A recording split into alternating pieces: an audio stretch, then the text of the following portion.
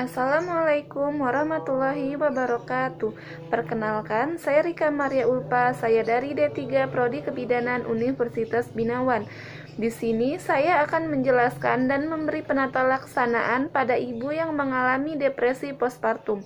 Depresi postpartum adalah keadaan ketika seorang ibu merasakan rasa sedih, bersalah, dan bentuk umum depresi lainnya dalam jangka waktu yang lama setelah melahirkan. Hal ini sering dikarenakan karena kelahiran bayi itu sendiri. Kelahiran bayi dapat memberikan dorongan perasaan dan emosi yang kuat, mulai dari kesenangan dan kebahagiaan hingga ketakutan. Lonjakan emosi dari kebahagiaan hingga rasa sedih dan ketakutan ini yang berperan dalam terjadinya depresi postpartum. Penyebab depresi postpartum. Tidak ada penyebab tunggal yang menyebabkan depresi postpartum.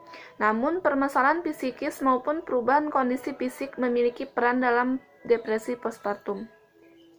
Perubahan fisik setelah persalinan terdapat perubahan hormon yang sangat besar dalam tubuh perempuan, terutama hormon wanita, estrogen, dan progesteron.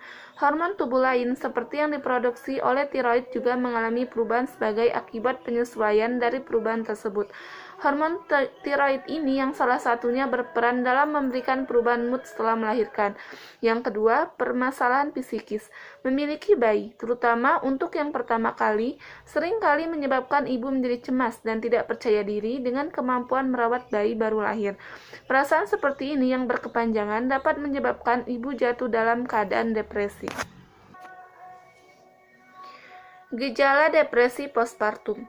Sebelum mencapai depresi postpartum, ada keadaan yang dinamakan baby blues syndrome, yaitu gangguan perubahan mood setelah melahirkan. Depresi postpartum memiliki gejala yang mirip dengan baby blues syndrome dengan durasi yang lebih lama dan intensitas yang lebih berat, seperti yang pertama, gangguan perubahan mood, yang kedua, cemas, yang ketiga, sedih, yang keempat, sensitif secara emosional terhadap sesuatu, yang kelima, merasa bersalah, yang keenam, menangis berlebih, yang ketujuh, penurunan konsentrasi, yang kedelapan, gangguan makan, yang kesembilan, gangguan tidur, sulit tidur atau insomnia atau terlalu banyak tidur, yang kesembilan, menjauh dari keluarga, dan yang terakhir, kesulitan dalam merawat bayi. Pengobatan depresi postpartum. Pengobatan depresi postpartum sering melibatkan psikoterapi atau menggunakan obat-obatan atau bahkan keduanya. Yang pertama, psikoterapi, sebuah sesi yang digunakan untuk ibu dan mungkin ayah untuk dapat bertemu dengan psikiater atau psikolog, kemudian membicarakan seluruh masalah yang mendasari terjadinya depresi tersebut. Psikoterapi bertujuan untuk mencari jalan bagaimana menyikapi suatu masalah sehingga tidak menyebabkan beban bagi ibu. Yang kedua, obat antidepresan. Obat-obatan antidepresan dapat diberikan oleh dokter jika dibutuhkan. Meskipun dapat masuk dalam ASI, obat antidepresan kebanyakan tidak menimbulkan efek samping bagi bayi. Untuk pencegahan depresi postpartum, jika memiliki riwayat gangguan kejiwaan seperti kecemasan atau depresi sebelumnya, segera beritahu kepada dokter saat melakukan pengecekan rutin kehamilan. Yang pertama, selama kehamilan, dokter akan mengobservasi gejala dan tanda dari depresi selama kehamilan.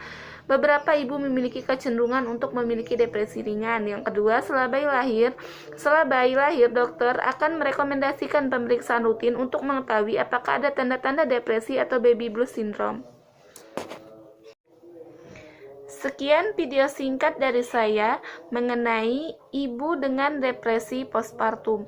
Apabila ada kesalahan dan kekurangan, saya mohon maaf. Saya akhiri. Wassalamualaikum warahmatullahi wabarakatuh.